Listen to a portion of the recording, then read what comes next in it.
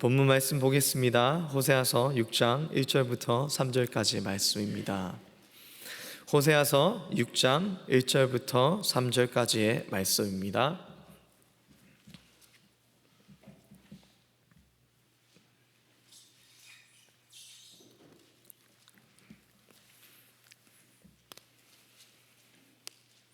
우리 다 찾으신 줄 알고 1, 2절은 교독하고 3절은 같이 읽도록 하겠습니다. 오라 우리가 여호와께로 돌아가자. 여호와께서 우리를 찢으셨으나 도로 낫게 하실 것이요 우리를 치셨으나 싸매어 주실 것임이라. 여호와께서 이틀 후에 우리를 살리시며 셋째 날에 우리를 일으키시니 우리가 그의 앞에서 살리라. 그러므로 우리가 여호와를 알자. 힘써 여호와를 알자. 그의 나타나심은 새벽빛같이 어김없나니 비와 같이 땅을 적시는 늦은 비와 같이 우리에게 임하시리라 하라. 아멘. 오늘 본문 말씀은 여호와께 돌아가자입니다. 우리에게 가장 어려운 신앙생활 하는데 걸림돌은 익숙해진다는 것인 것 같습니다. 하나님의 사랑이 익숙해지고 그것을 받는 우리에게도 익숙해지고 어느 순간부터 예수님의 십자가가 아프지 않고 어느 순간 그 십자가를 바라볼 때 아무 감정도 들지 않게 되는 그런 상태에 이르렀을 때 우리는 우리의 믿음이 흔들리고 하나님을 온전히 바라보지 못하고 예배하지 못하는 우리의 믿음의 상태를 바라보게 되고 직면하게 됩니다. 그렇기 때문에 성경도 그렇게 말씀을 하는 것이 미지근한 신앙은 불신앙보다 나쁜 것이다 라는 그런 말씀도 우리는 볼 수 있게 됩니다. 이때 이스라엘 민족들은 우상 숭배와 음란에 빠져 있는 그런 모습들을 우리는 볼 수 있습니다. 그들의 영적 상태를 호세아의 가정을 통해서 보여주시고 있습니다. 호세아 1장 2절 말씀 보면 호세아에게 너는 가서 음란한 여자를 맞이하여 음란한 자식들을 낳아라. 이 나라가 여호와를 떠나 크게 음란함이더라 하셨습니다.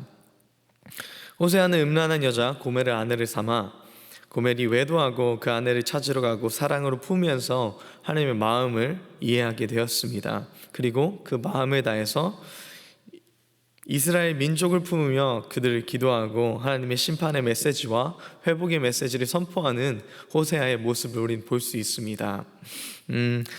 그렇지 않았다면 참 호세아에게는 너무나 어려운 순종이었을 것입니다. 하나님의 말씀을 선포하는 선지자였는데 음란한 여자와 결혼을 하여서 음란한 자식들을 낳고 살아가는 것, 어떻게 보면 정말 치욕적인 일일 수 있고 우리 현대 이 시대 가운데 호세아 같은 목회자가 나온다면 세상 사람들 가운데서 손가락질하지 않을 사람들이 없을 것입니다.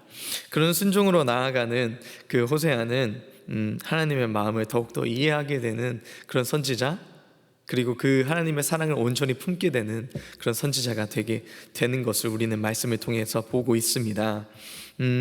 우리는 하나님의 아버지 그 마음을 얼마나 알고 있습니까? 또 이해하고 있습니까? 이 세대의 악함은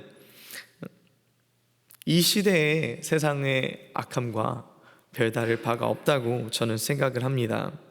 하나님을 찾지 않으면 물론 기도할 때도 세상의 것을 달라고 당당하게 기도하는 많은 분들, 신앙인 분들을 볼 수 있습니다. 우리는 어떤 신앙의 상태인지를 우리는 정확하게 점검할 수 있어야 합니다. 내가 가지고 있는 신앙이 주님 앞에서 올바른 것인가? 얼마나 하나님의 마음을 이해하고 있는가? 또한 내가 예수님의 십자가를 볼 때 정말 내가 처음 예수님께서 내 죄를 사하여 주실 때처럼 내 마음이 아프고 감격적이고 기쁘고 그 안에 눈물이 있는가를 돌아보는 우리의 자신의 모습이 있어야 될 줄 믿습니다. 그래서 왜 여호와께 돌아가야 하는가? 그 이유를 본문 말씀에서 우리는 찾을 수 있습니다. 첫 번째 말씀 보시면 여호와께 돌아가자. 여호와께서 우리를 치시셨으나 도로 낫게 하실 것이요 우리를 치셨으나 싸매어 주실 것임이니라. 그리고 5장 15절 말씀 보면 그들이 그 죄를 뉘우치고 내 얼굴을 구하기까지 내가 내 곳으로 돌아가리라. 그들이 고난을 받을 때에 나를 간절히 구하리라. 이 본문 말씀 보면 명확하게 알 수 있는 것이 그들이 죄를 뉘우치지 않기 때문에 우리가 우리의 삶을 회개하는 모습이 진실로 회개하는 모습이 없기 때문에 내가 몸으로 육신으로는 하나님께 돌아와 있지만 내 영으로 하나님께 회개하고 나오는 모습이 없기 때문에 우리는 여호와께 돌아와야 합니다. 우리가 제멋대로 살아갈 때 그대로 두시는 것이 하나님께서 우리에게 주실 수 있는 가장 큰 심판이라고 생각을 합니다. 그렇기 때문에 우리가 제멋대로 살아갔을 때 우리의 삶을 치시고 우리 삶 가운데 고난을 주시는 그 하나님은 아직도 우리의 손을 붙잡고 계시고 우리를 사랑하시고 우리에게 돌아옴을 촉구하시는 그 하나님을 우리는 경험하고 볼 수 있는 것입니다. 하나님은 우리를 찢으셨으나 낫게 하시고 치셨으나 싸매어 주실 것이라고 말씀하셨습니다. 그들이 계속해서 음행하고 하나님을 배신하나 하나님은 그들이 하나님의 얼굴을 구하고 회개할 때 그들을 다시 백성 삼아 주신다고 약속하셨습니다.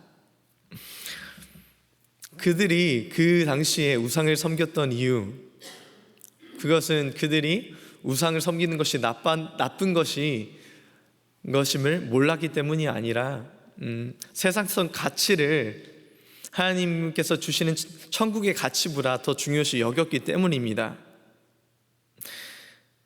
그들이 바보 같아서 바울을 섬긴 것이 아니라 하나님을 믿음으로 가질 수 없는 세상의 가치를 포기하지 못했기 때문입니다. 그리고 우리도 알고 있듯이 풍요한 삶은 우리에게 심리적인 안정감과 만족함을 주게 됩니다. 우리 또한 이러한 것에서 완벽하게 자유할 수 있다, 그렇게 고백할 수 있는 사람은 많지 않을 것입니다. 그렇게 될 때 우리 본문 말씀 보면서 이 사람들을 정죄하기보다 우리의 신앙 상태를 다시 한번 돌아봐야 되는 것입니다. 나는 이 시간 무엇의 가치를 따라가고 있는 것인가? 어떤 것이 내 마음을 진짜 만족하게 하는 것인가? 하나님께서는 돌아오라, 하나님께서는 또한 말씀 가운데 이런 말씀하시죠. 6절 말씀에 나는 인애를 원하고 제사를 원하지 아니하며 번제보다 하나님을 아는 것을 원하노라. 하나님께서는 제사를 원하지 않으시고 우리의 사랑을 원하신다고 말씀하고 계십니다. 그리고 또한 번제보다 하나님을 아는 것을 우리에게 원하신다고 말씀하고 계십니다. 이런 말씀 볼 때에 우리는 어떻게 하나님을 섬기고 어떻게 하나님을 예배하고 있습니까? 정말 영원하지 않은 것에 가치 두지 않고 있다고, 영원한 하나님의 가치만 따라간다고 그렇게 고백할 수 있습니까? 우리는 그 하나님께 그렇게 고백할 수 있어야 할 줄 믿습니다. 왜냐하면 우리는 하나님의 백성이기 때문입니다. 우리는 하나님께 속한 자들이기 때문입니다. 그래야 해서 어떤 사람들이 만약에 매번 예배 가운데 어떻게 열정으로 드릴 수 있습니까? 매번 예배 가운데 어떻게 우리가 마음을 다해 예배할 수 있습니까? 그렇게 물어본다 해도 우리는 당당히 우리가 하나님의 백성이기 때문에, 하나님께 속한 자들이기 때문에 그렇게 예배를 드려야 합니다 라고 답해야 될 줄 믿습니다. 그래서 우리는 그 하나님, 우리를 사랑하시고 또 사랑하시는 그 하나님께 돌아가는 우리 될 수 있기를 하나님의 이름으로 기도합니다. 두 번째는 낫게 하시는 여호와. 우리를 찢으셨으나 도로 낫게 하실 것이요 우리를 치셨으나 싸매어 주실 것임이라.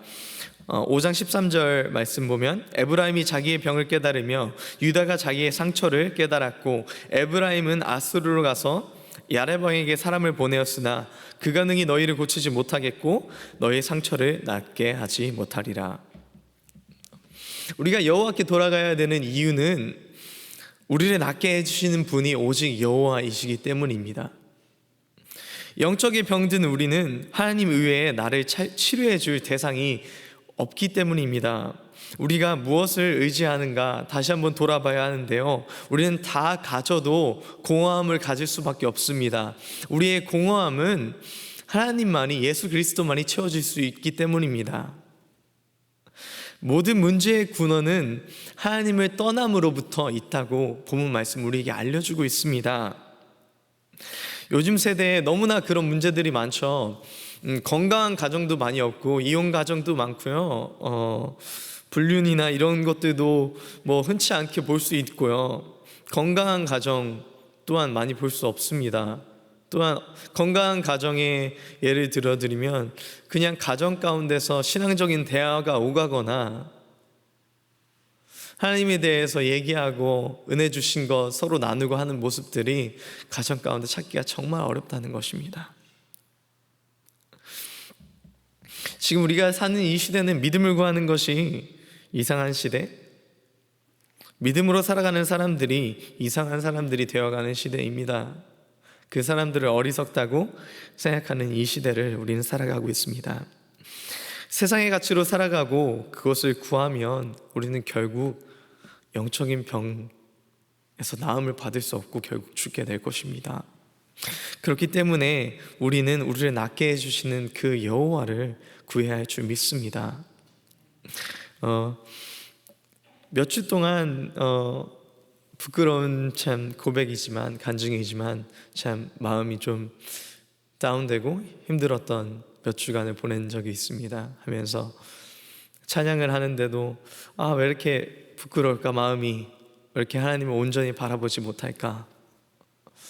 또한 내 삶을 바라볼 때에도 이제 졸업을 하고 뭐 가정도 꾸려야 나이가 나이가 됐는데 이제 내가 집에서 받는 거라곤 이제 대출 받은 돈을 다시 갚으라는 그런 레터를 받고 하면서 그 마음이 힘들어지는, 그러면서 하나님께서 다시 한 번 더 저를 리마인드 하시는 것은 네가 왜 이 길을 걷게 됐고 왜 하나님의 종이 되었는지를 생각해 보아라 라는 것이었습니다.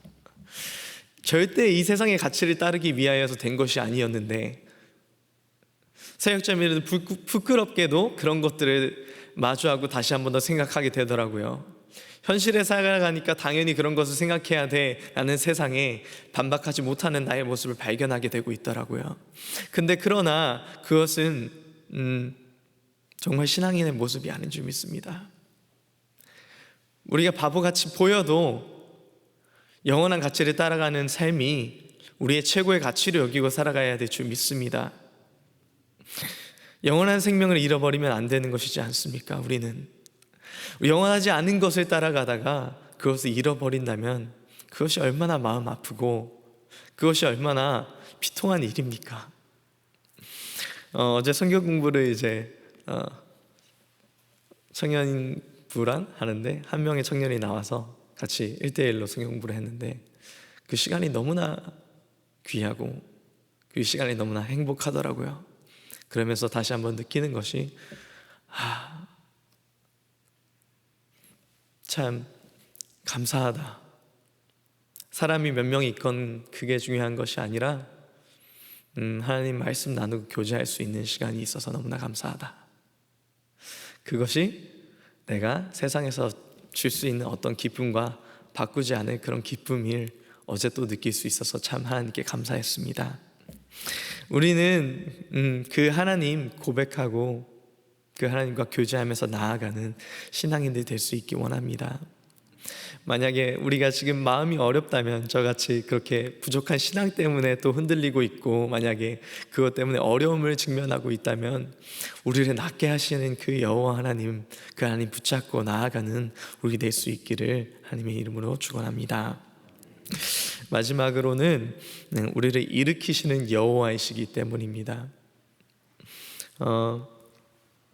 예수님이 부활하신 가장 큰 증거에 대해서 많은 사람들은 그 가운데 증인들도 있었고 그 여자들, 그리고 텅 빈 무덤이 예수님이 부활하신 증거다, 아니면 예수님을 감싸고 있었던 그 세마포가 그대로 놓여졌다는 거에 대해서, 그거에 대해서 예수님이 부활하셨던 증거다 이렇게 말하시는 분들이 있습니다.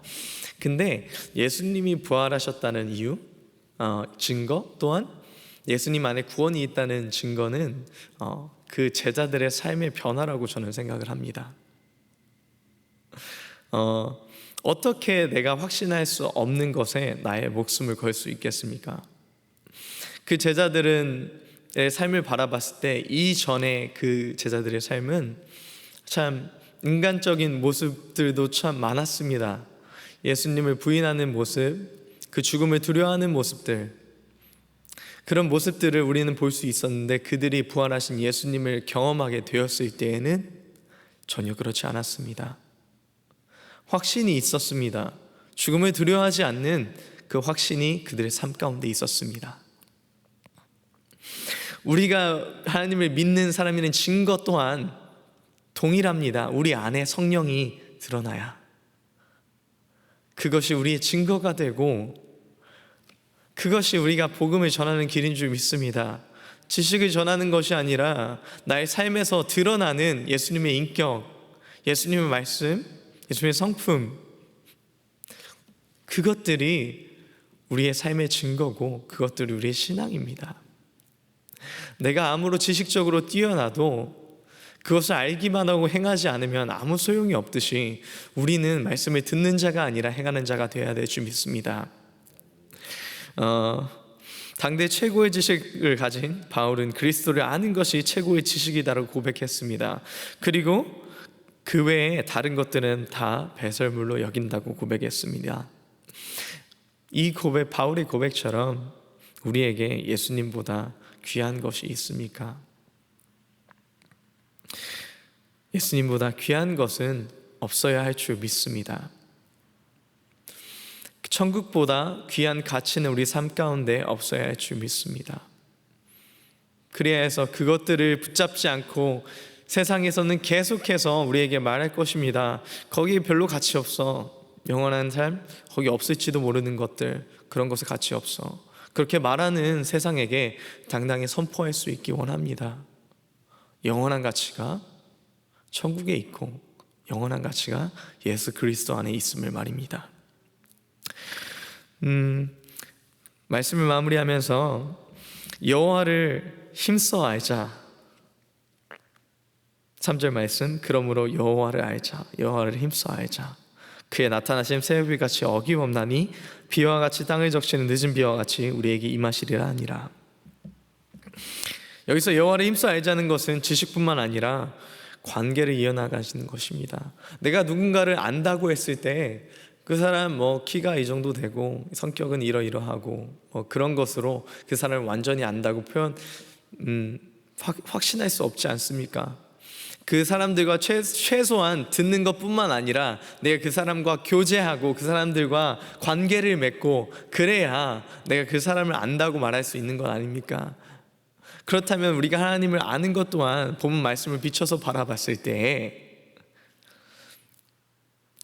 하나님과의 매일매일 쌓는 우리의 관계가 그 안에 있어야 하는 것입니다. 하나님의 임재를 매일매일 경험해야 하는 것입니다. 옛날에 받았던 은혜를 생각하고 지금 현재에 받는 은혜의 부재를 겪게 된다면 하나님을 제대로 알고 있는 것이 아닙니다.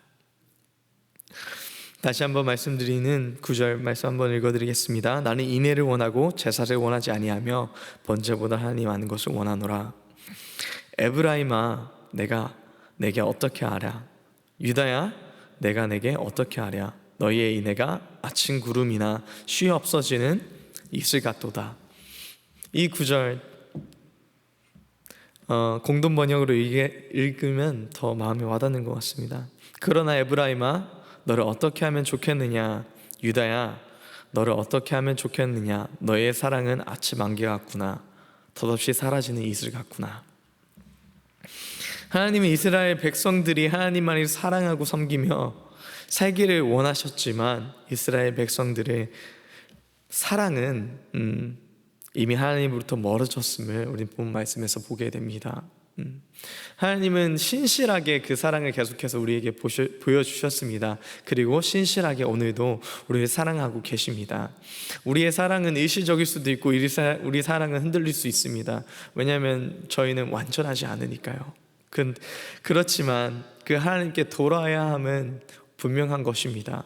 우리가 돌아야 할 곳은 여호와인 것을 우리는 알고 있고 믿고 있기 때문입니다. 마음의 중심, 그 중심을 하나님께서는 우리에게 원하시고 계십니다. 예배의 겉모습이 중요하지 않은 것을 하나님 말씀을 통해서 우리에게 말씀하고 계십니다. 번제나 제사를 원치 않으시고 우리의 사랑을 원하시는 그 하나님은 우리의 마음 중심을 다해서 이 시간 하나님을 예배하기를 원하시고 계십니다. 그 하나님과 매일 교제하고 계십니까? 그 사랑하는 하나님과 교제하는 것이 세상과 교제하는 것보다 더욱 즐거우십니까? 드라마 한 편 보는 것보다 예배하는 이 시간이 우리의 삶에 더 큰 기쁨이 되시길 기도합니다. 말씀을 마무리하면서 여호와께 돌아가는 것은 그분의 사랑 안에 거하겠다는 것이며 세상의 가치와 향락을 따르지 않고 우리를 살리시고 일으키시는 하나님을 힘써 알고 교제하며 살아가는 것, 우리 모두 여호와께 우리의 영과 육신이 돌아가 더욱더 깊은 하나님의 은혜와 사랑을 체험하고 그리고 전파하며 살아가는 하나님의 참된 백성의 삶을 살아가는 우리 될 수 있기를 예수님의 이름으로 축원합니다. 기도하겠습니다.